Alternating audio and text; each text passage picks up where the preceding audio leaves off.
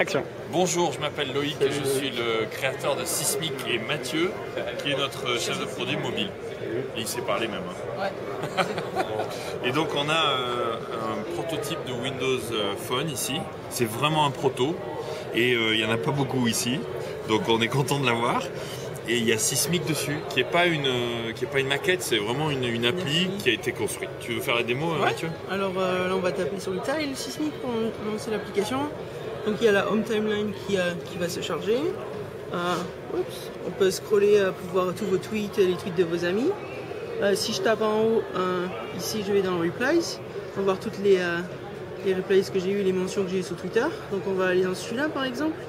Et comme il y a une photo TweetPic dedans, on va l'afficher directement en ligne avec le tweet. C'est-à-dire que les médias sont directement rendus dans les timelines en fait. Donc on a l'exemple d'une photo, mais on va voir les vidéos directement dans la timeline. Les maps, voilà. La location, la position, etc. La location, c'est en bon français. Ouais. Voilà. Et donc si je tape sur le profil de la personne, ça va télécharger en fait sa bio, l'information sur son profil et les tweets. Et là, je sais pas si on voit très bien, mais en fait ça télécharge le background que vous avez mis sur votre page Twitter et ça va l'afficher en transparence. Donc elle est différente pour chaque utilisateur. Voilà. Donc là je vais revenir à la timeline et si je tape sur Nearby, en fait donc ça va télécharger tous les tweets qui sont autour de nous. Donc en vert, je sais pas si on voit très bien. En vert c'est nous. Et quand je tape en fait à côté c'est tous les tweets qu'il y a autour de la carte. Voilà, la carte est en train de se charger là. Ouais. Et c'est le même code que Sismic Desktop. C'est ça qui est quand même vraiment nouveau. C'est qu'au lieu de tout redémarrer à zéro comme sur les autres plateformes mobiles qu'on a, là on utilise au moins la moitié du code qu'on a utilisé pour Sismic Desktop. Et on l'adapte pour le UI évidemment, mais c'est génial pour les développeurs. Donc c'est du Silverlight. Ouais, c'est vrai, et c'est le même code.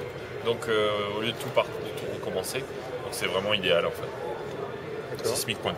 Et donc là c'est le composeur, je peux taper un tweet sur le clavier et donc là on peut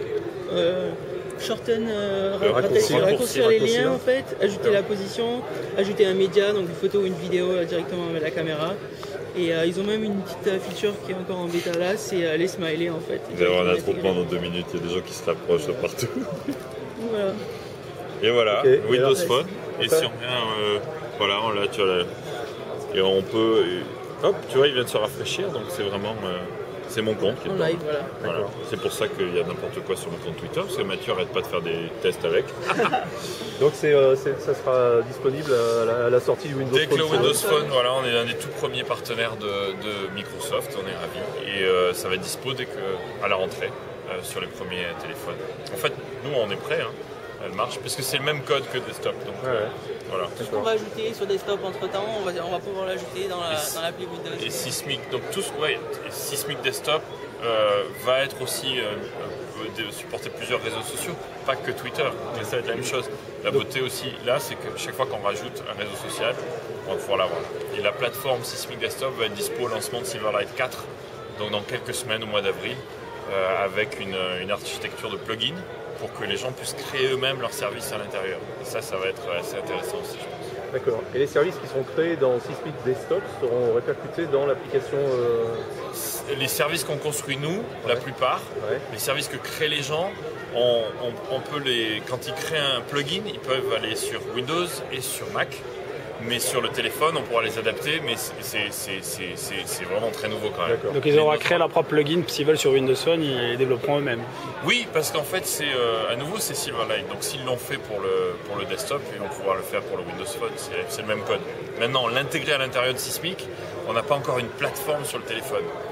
Alors que sur desktop, on va être en fait la première plateforme complètement ouverte, ce qui est vraiment, vraiment nouveau. Même Twitter, on peut l'enlever et recréer un plugin Twitter différent si cette intégration-là n'est pas celle que la personne veut intégrer. On peut faire un client Skyblog ou un client Viadeo ou Zing s'il est les Allemands. Et donc c'est vraiment hyper flexible à tel point que à nouveau on peut enlever tous les services. C'est plus un client Twitter en fait. Et ça c'est une plateforme ouverte sociale. Voilà, on a présenté ce matin, on a déjà une centaine de développeurs qui sont inscrits pour créer des plugins.